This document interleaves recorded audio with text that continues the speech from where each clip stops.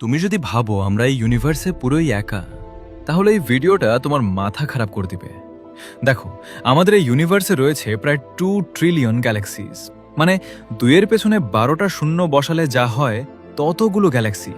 আর প্রত্যেকটা গ্যালাক্সিতে রয়েছে প্রায় 100 বিলিয়ন স্টার্স, মানে প্রায় 10,000 কোটি তারা।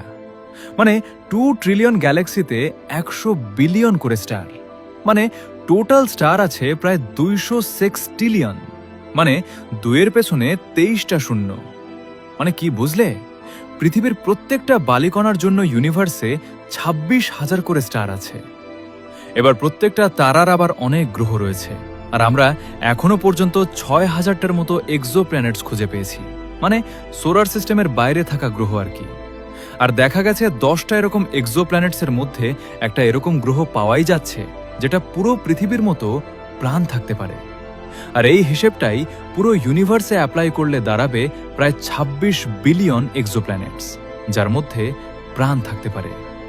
আর এই সংখ্যাটা এতটাই বিশাল যে তুমি যদি প্রত্যেক সেকেন্ডে একটা করে গ্রহ ঘুরে ভিজিট করে দেখতে যাও, প্রত্যেক সেকেন্ডে, তাহলে তোমায় পুরো মহাবিশ্বের ইতিহাস 13.8 বিলিয়ন বছর বাঁচতে হবে।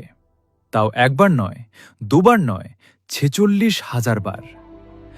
এত বিশাল এই ইউনিভার্স, আর তুমি বলছো এই পৃথিবী ছাড়া একটাতেও প্রাণ নেই।